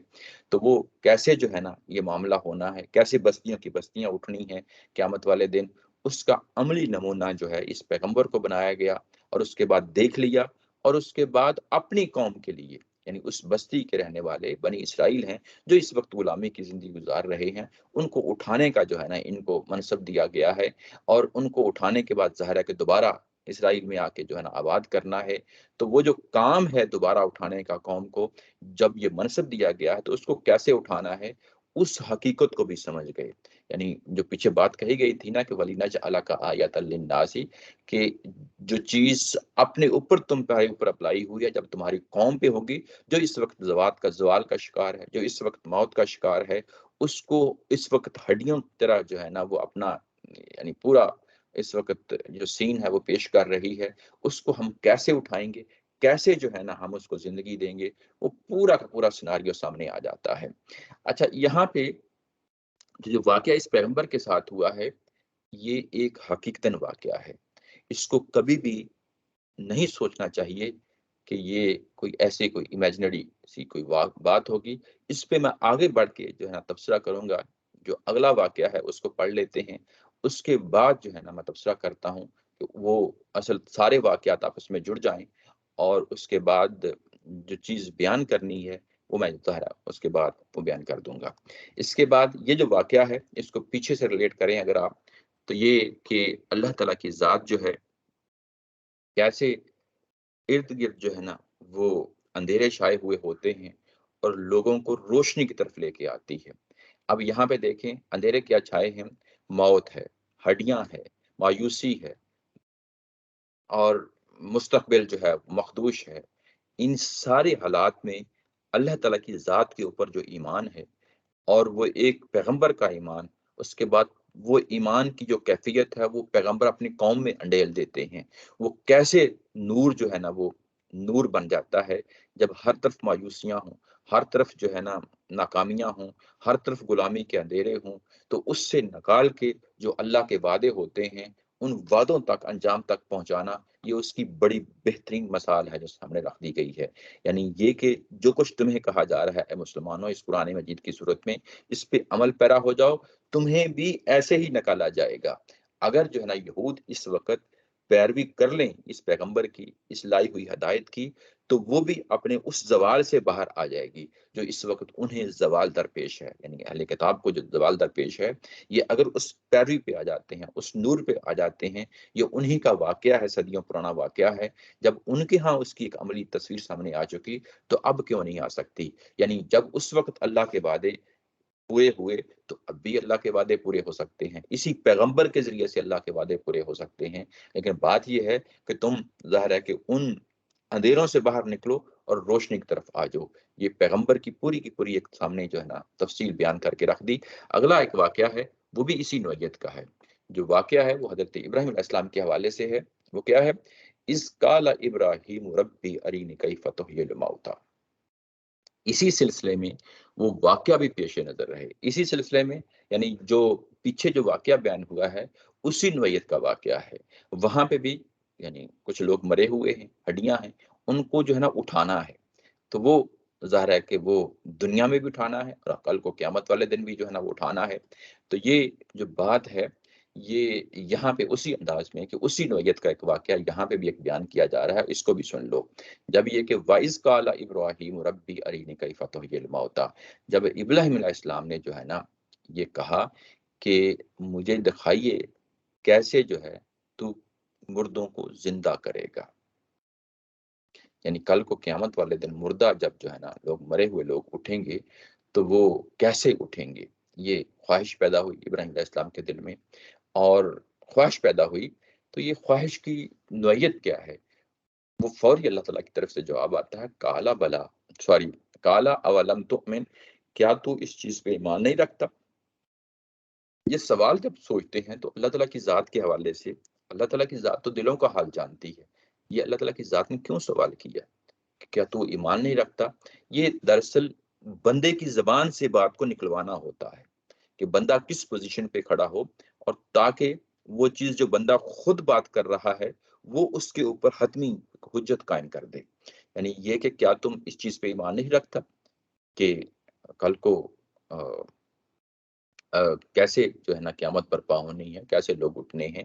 पैगंबर तो उस जगह पे खड़ा होता है, उसका दिल, उसका ईमान, उसका यकीन इस दर्जे का होता है कि जिस पे उँगली नहीं उठाई जा सकती। लेकिन ये किस नौइयत का सवाल है, ये फिर वही जिस तरह हम पिछले वाक़ये में पढ़ा है, ये सवाल जो है वो जवाब खुद बता देता है।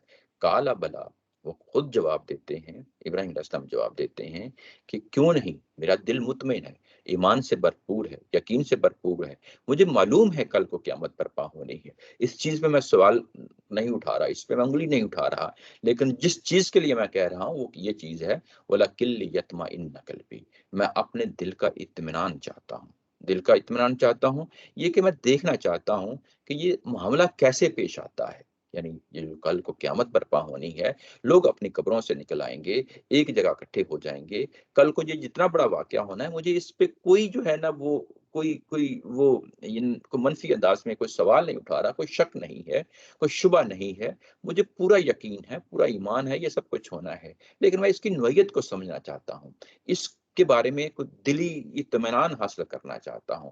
تو یہ بالکل ایسے ہی ہے جیسے ایک شخص کو بتایا جائے، اس کے سامنے گڑ رکھا جائے، اس کے سامنے شکر رکھی جائے، اور اس کے سامنے جو ہے نا یہ جو شوگر جو ہے وہ رکھی جائے، تو وہ جب یہ ساری چیزیں سامنے رکھ دی جائیں تو اس کے بعد کہا جائے کہ یہ ساری چیزیں ایک ہی چیزیں ہیں، تو وہ شخص یہ کہے گا کہ اچھا یہ جو پروسیس ہے اس کا چینی کا بننے کا، اس کو تو میں سمجھتا ہوں، میں نے کتابوں سے دیکھ لیا ہے، لیکن یہ جو گڑ اور شکر ہے یہ کیسے بنتی ہے، اس کا پروسیس نہ میں نے کتابوں سے پڑھا ہے نہ میں نے دیکھا ہے، اگر کوئی مجھے سمجھا دے تو، اگر کوئی مجھے آنکھوں سے دکھا دے تو ایک شخص کہتا ہے چلیں پھر مجھے آپ کو میں لے جاتا ہوں، آپ کو اپنے گاؤں میں لے جاتا ہوں، وہاں پہ یہ عملاً یہ کام ہوتا ہے، گڑ کیسے بنتا ہے، شکر کیسے بنتی ہے، جب وہ شخص دیکھ لیتا ہے تو وہ اس کو معلوم ہو جاتا ہے، یعنی یہ شکر اور گڑ کا ہونا اپنے اندر کی یہ میٹھی چیز ہے، یہ کیسے بنتی ہے، کیسے وجود میں آتی ہے، یہ خود بتا رہی ہے، عام لوگوں کو بتا رہی ہے کہ یہ چیز ایسے ہوتی ہے، لیکن ایک شخص یہ نا آگے بڑھ کے تقاضا کرتا ہے اپنے اطمینان کے لیے کہ میں دیکھنا چاہتا ہوں کہ یہ کیسے بنتی ہے، یہ اسی نوعیت کا ایک سوال ہے کہ کل کو واقعہ تو پیش آ جانا ہے، اس میں تو کوئی شک و شبہ کی بات نہیں ہے، لیکن میں اپنے دلی اطمینان کے لیے اس چیز کو دیکھنا چاہتا ہوں، کو پریکٹیکلی میرے سامنے کوئی چیز آ جائے تو اس کے بارے میں مجھے 100% یقین تو پہلے ہی ہے، لیکن اس کے بارے میں کہ وہ کیسے ہوگا وہ مجھے ایک طرح کا اطمینان مل جائے گا، قلبی اطمینان مل جائے گا۔ کالا فخذ اربعۃ من الطیر، اس کے بعد ابراہیم علیہ السلام کو کہا گیا کہ آپ 4 پرندے جو ہے نا وہ لے لیں، اور 4 پرندے لے لیں، فَصُرْهُنَّ إِلَيْكَ، اور ان چاروں پرندوں کو آپ حلالیں، نیچے حلالوں کا لفظ لکھا ہے، اس کا مطلب ہوتا ہے کہ ان کو اپنی طرف مانوس کر لو، جس طرح ہمارے ہاں تتر بٹیر اور جو ہے نا طوطے اور اس طرح دوسرے تیسرے پرندے جو ہوتے ہیں ہم اپنے سے مانوس کر لیتے ہیں، بڑے آرام سے ہمارے پاس آ جاتے ہیں، ہمارے ہاتھوں سے جو ہے نا وہ دانہ دن کا چگ لیتے ہیں، تو یہ ایک عام سی بات ہے، پرندے انسانوں کے ساتھ مانوس ہو جاتے ہیں، تو ان پرندوں کو بھی جو اس طرح کے پرندے ہیں ان کو اپنی طرف مانوس کر لو، اپنی طرف جو ہے نا وہ آپ اٹھنا بیٹھنا ان کا آپ کی طرف ہو جائے، اور پھر جب مانوس ہو جائیں گے اس کے بعد کہا ثم اجعل علی کل جبل منہن جزءا، پھر اس کے بعد ان کو ذبح کرو، ذبح کرنے کے بعد ان چاروں پرندوں کو چاروں سمتوں میں مختلف جگہ پہ رکھ دیں، ان کو چاروں پہاڑوں پہ رکھ دو، یعنی ایک ایک جو پرندہ ہے اس کو پکڑیں ذبح کرنے کے بعد اور ان کو ہر پہاڑ پہ رکھ دو، یعنی 4 ہی پرندے تھے، چاروں پہاڑوں پہ رکھ دو ثم ادعوہن یاتینک، اس کے بعد کہا ہے کہ پھر جو ہے نا آپ ان کو بلائیں اور یہ تمہارے پاس دوڑتے ہوئے آئیں گے، تمہارے پاس یاتینک سایہ، پھر تمہارے پاس یہ دوڑتے ہوئے آئیں گے، جب یہ دوڑتے ہوئے آئیں گے تو اس کے بعد کہا کہ وَعَلَمَ أَنَّ اللَّهَ عَزِيزٌ حَكِيمٌ، جب یہ سب کچھ ہو گیا، یعنی پرندے اس طرح ذبح کیے گئے، ان کو رکھ دیا گیا، چاروں پہاڑوں پہ رکھ دیا گیا، چاروں سمتوں کی طرف رکھ دیا گیا، تو یہ بالکل قیامت کا ایک منظر ہے جو سامنے کر دیا گیا، یعنی 4 پرندے لیے، ان کی کیا جو ہے نا لاجک ہو سکتی ہے، وہ یہی کہ چاروں سمتوں میں رکھے جائیں گے، چاروں سمتوں میں رکھے جائیں گے تو ظاہر ہے کہ جس طرح کل کو لوگ ہر طرف سے لوگ اٹھ کھڑے ہوں گے اور قیامت والے دن قیامت کے میدان میں کھڑے ہو جائیں گے، ایسے ہی پرندوں کا ایک مشاہدہ کرایا گیا، ان کو ذبح کیا گیا، مختلف پہاڑوں پہ رکھا گیا، چاروں سمتوں میں رکھا گیا، اس کے بعد ان کو پکارا گیا، اس کے بعد یہ دوڑتے ہوئے آئے ہیں، تو کل کو جب قیامت برپا ہوگی تو ایسے ہی چاروں سمتوں سے لوگ نکلیں گے دوڑتے ہوئے، اپنے جو ہے نا جس جگہ انہوں نے جانا ہوگا قیامت والے دن، جس میدان میں جانا ہوگا اس میدان میں پہنچیں گے، اور اس کے بعد یہ جو خاص طور پہ کہا گیا تھا کہ ان کو اپنی طرف مانوس کر لو، تو یہ کہ جب یہ تم ان کو ذبح کر کے جب رکھو گے تو واپس تمہاری طرف آئیں گے، تم ان کو بلاؤ گے تو واپس تمہاری طرف آئیں گے، یہ کہ یہ شبہ نہ ہو کہ یہ کوئی کسی اور کے پرندے ہیں یا کوئی اور پرندے ہیں، تو یہ شبہ رفع کرنے کے لیے کہ پہلے مانوس کر لو، پھر وہ آئیں گے تو وہ اسی طریقے سے بہیو کریں گے جیسے کہ ظاہرہ تمہارے ساتھ یہ پہلے مانوس تھے، یعنی اس پہلو سے۔ اور وہ مانوس تھے حالانکہ وہ ذبح ہو چکے تھے، وہ قتل ہو چکے تھے، وہ مارے جا چکے تھے، وہ کیوں مانوس ہو کے دوبارہ واپس آئیں گے؟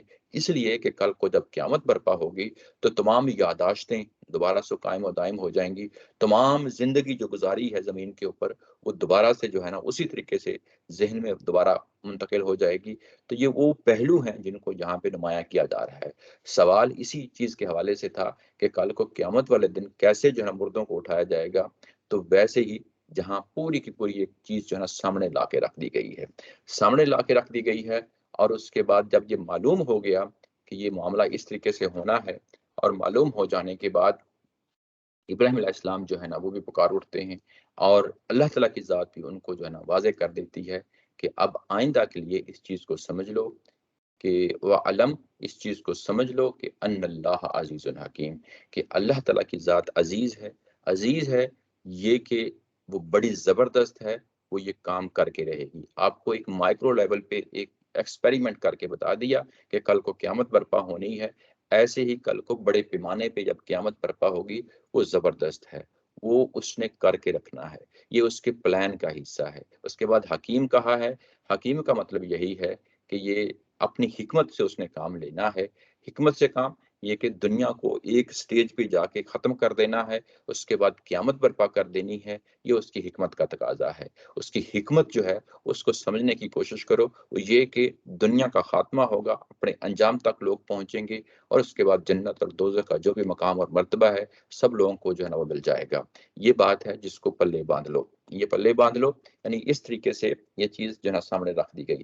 اس آیت دیکھیں جو 260 کی آیا ہے، یہ بھی اپنے جو آخری حصہ ہے وَعَلَمْ أَنَّ اللَّهَ عَزِيزٌ حَكِيمٌ، اور جو پچھلی آیا ہے وہاں پہ حضرت عیل جو پیغمبر ہیں وہ پکار رہے ہیں قَالَ أَعْلَمُ أَنَّ اللَّهَ عَلَى كُلِّ شَيْءٍ قَدِيرٌ، وہ یہ کہ اللہ ہر چیز پہ جو ہے قدرت رکھتا ہے۔ اور یہاں پہ بھی اعلم، یہ پیغمبر کہہ رہے ہیں کہ مجھے معلوم ہو گیا ہے، یہاں پہ اللہ تعالیٰ کی ذات ابراہیم علیہ السلام کو کہہ رہی ہے کہ اس چیز کو پلے باندھ لو، اس چیز کو جان لو کہ کل کو جو بڑا واقعہ پیش آنا ہے وہ کسی عزیز و حکیم کی طرف سے پیش آنے والا واقعہ ہے۔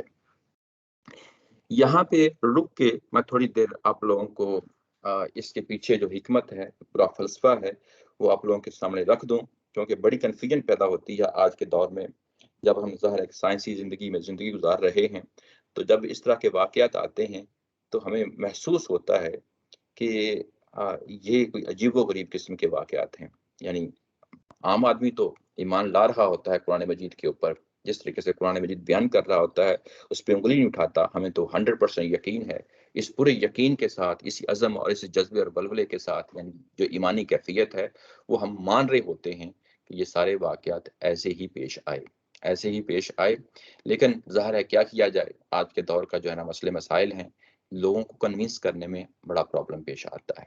یعنی بچوں کے سامنے یہ بات رکھیں، دوسرے لوگوں کے سامنے جو سائنسی ذہن کی پیداوار ہیں، تو وہ بڑا مشکل ہو جاتا ہے ان کو سمجھنا اور یہ سب کچھ کرنا۔ میں اس چیز کے حوالے سے آپ لوگوں کے سامنے ایک چیز بیان کر دینا چاہتا ہوں، اور وہ پہلو ہے ظاہر ہے ہمارے لیے بڑا اہم پہلو ہے۔ میں نہیں چاہتا کہ میں اس کو سکپ کر کے آگے نکل جاؤں۔ یہ دونوں جو واقعات یہاں پہ بیان ہوئے ہیں ان کو سامنے رکھتے ہوئے، خاص طور پہ یہ حزقیل کا واقعہ ہے اور ابراہیم علیہ السلام کا جو واقعہ ہے، یہ پیغمبروں کا واقعہ ہے۔ قرآن مجید جب کوئی چیز پیش کرتا ہے، کسی شخصیت کو سامنے لا کے رکھتا ہے، کہ دو طرح کے لوگ ہوتے ہیں، ایک عام لوگ ہوتے ہیں اور ایک پیغمبر ہیں جن کو پیش کرتا ہے۔ عام طرح کے جو لوگ ہوتے ہیں عمومی طور پہ ان سے اس طرح کی چیزیں منسوب نہیں ہوتی قرآن مجید کے اندر۔ ابھی پیچھے ہم نے طالوت اور طالوت کے ساتھیوں کا واقعہ پڑھا ہے، وہ انسانی سطح کی چیزیں تھیں، اور صحابہ اکرام سے بھی یہی مطالبہ کیا جا رہا تھا جو انسانی سطح کی چیزیں ہیں۔ یہ چیز اس فرق کو سامنے رکھیں۔ ایسے ہی باقی پیغمبروں کے جو واقعات ہمارے سامنے آتے ہیں اور ان کے ساتھیوں کے آتے ہیں، ساتھیوں کے واقعات کے حوالے سے بھی قرآن مجید ان کی تصویریں ہمارے سامنے لے کے آتا ہے۔ جیسے فرعون کی جو بیوی ہے اس کو بھی قرآن مجید نے پیش کیا ہے، اور جس ایمان کے مرتبے پہ وہ قائم تھی اس کی بڑی تعریف کی ہے۔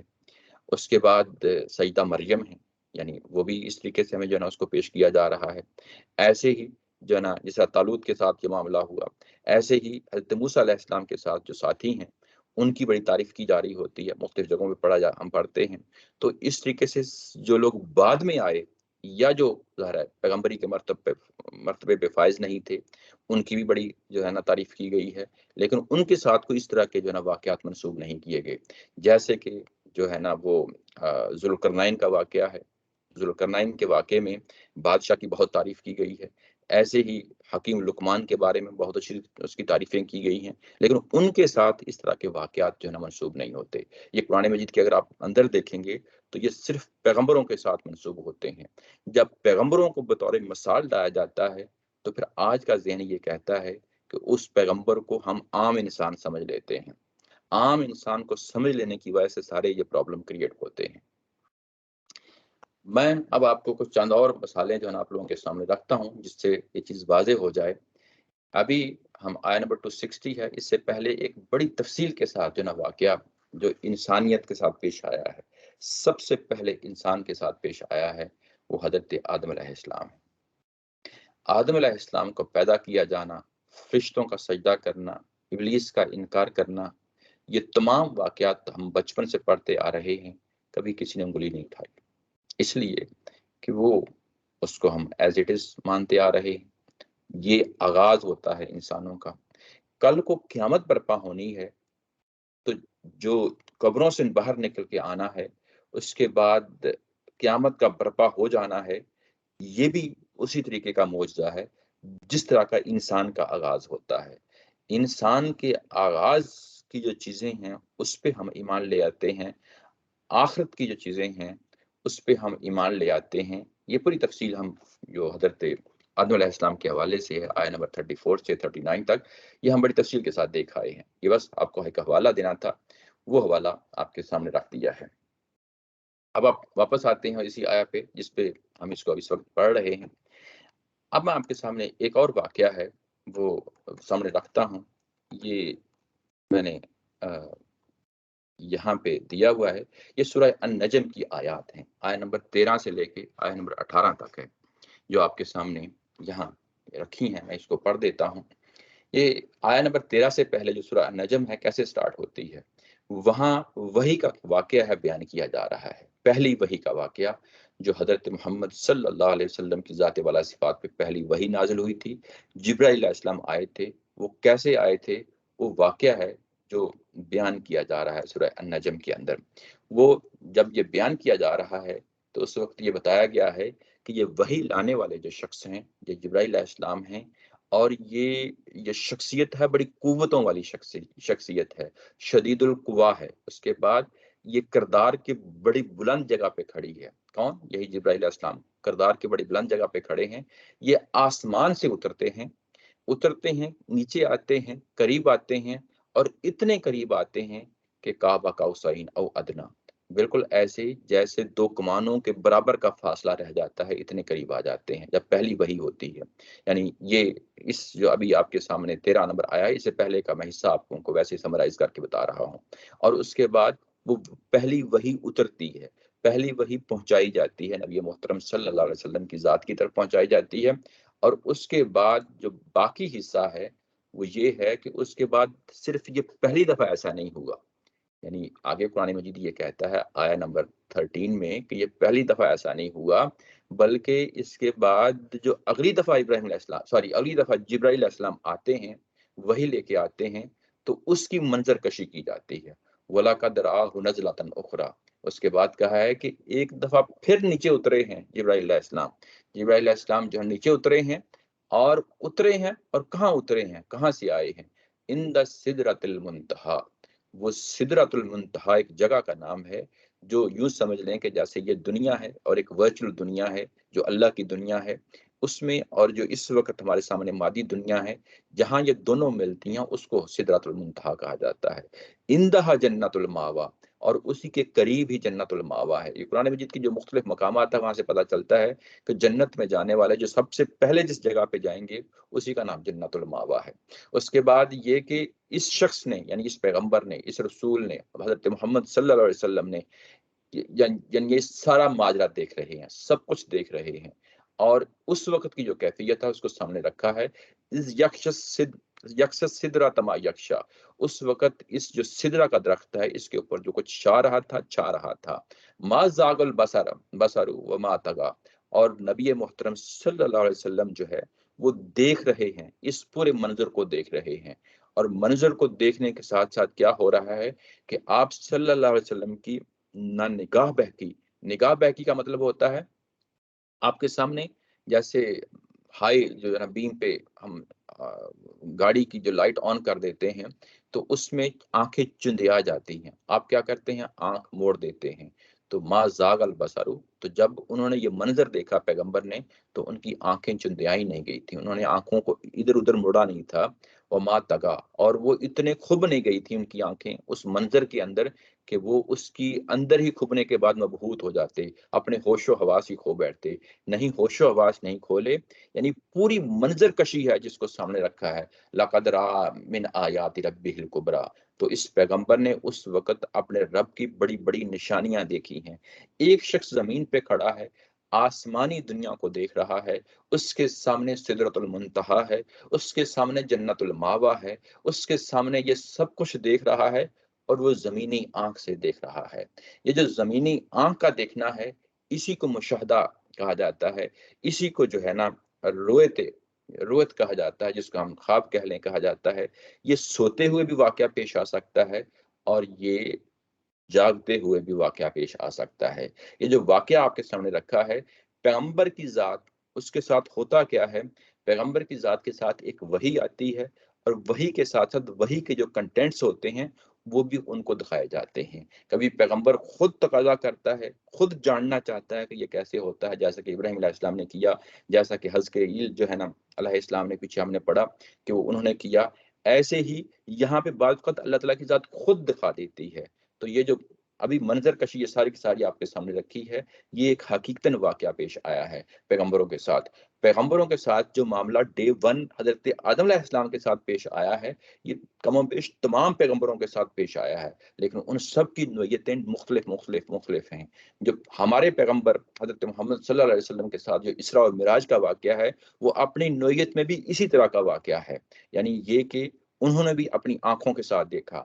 ہاں اب ہم یہ کہتے ہیں کہ جس طرح کا یعنی وحی کا جو دیکھنے اور سمجھنے اور سننے کا معاملہ ہوتا ہے، ہمیں نہیں معلوم کہ جبرائیل علیہ السلام کیسے آتے تھے، ہم اس کے بارے میں ہمیں نہیں معلوم کہ وہ کیسے جو ہے نا وحی کیا کرتے تھے. لیکن اسی طریقے سے جو ان کو کچھ ایسے مشاہدات کرا دی جاتے ہیں پیغمبروں کو جو وحی ہی کے معاملے کے حوالے سے ہوتے ہیں، وہ جو مشاہدات کرائے جاتے ہیں وہ ان کو کس طریقے سے کرائے جاتے ہیں، ہمارا جو عام آنکھ ہے، زمینی آنکھ، وہ اس چیز کی متحمل نہیں ہو سکتی.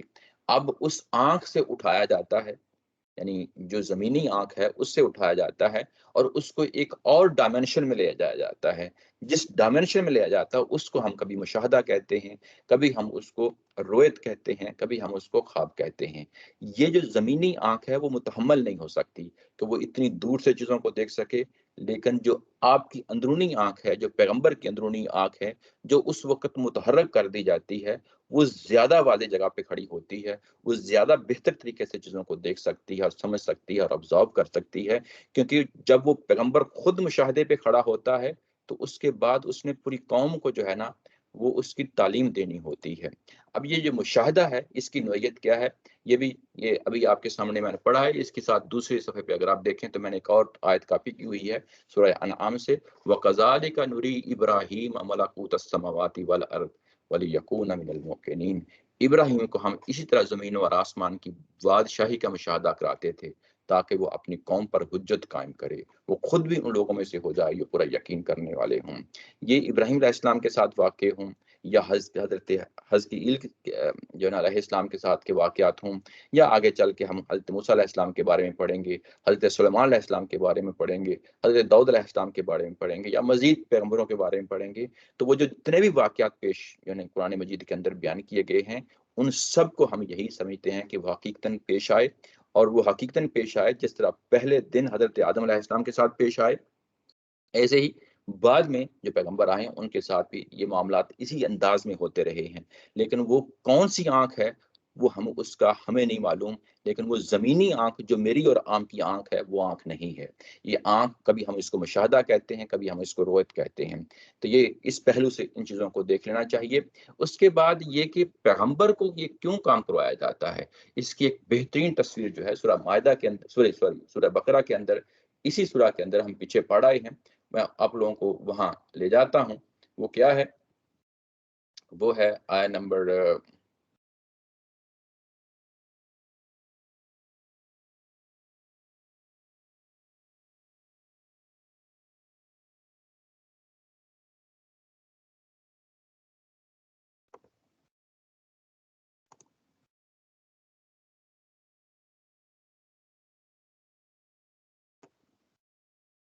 یہ سیکشن 3 کے اندر جو ہے نا وہ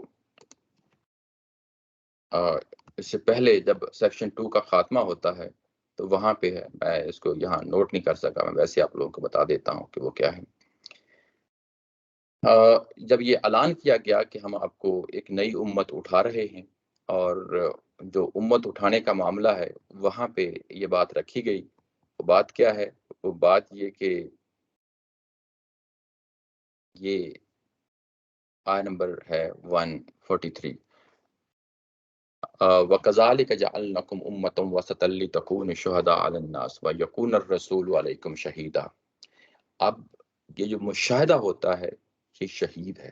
رسول کا مشاہدہ ہونا مختلف مشاہدہ ہوتا ہے، یعنی رسول اپنی دعوت پہ علم و عمل کا ایک نمونہ ہوتا ہے، اخلاقیات کا ایک نمونہ ہوتا ہے، اور اس کے بعد جو وہ مشاہدہ کر چکا ہوتا ہے، یعنی کائنات کا مشاہدہ کر چکا ہوتا ہے، اللہ تعالیٰ کی قدرت کا مشاہدہ اپنی آنکھوں سے کر چکا ہوتا ہے۔ رسول کا شہید ہونا یہ والا شہید ہوتا ہے، یعنی وہ گواہ ہوتا ہے ان چیزوں کا، وہ دیکھ چکا ہوتا ہے۔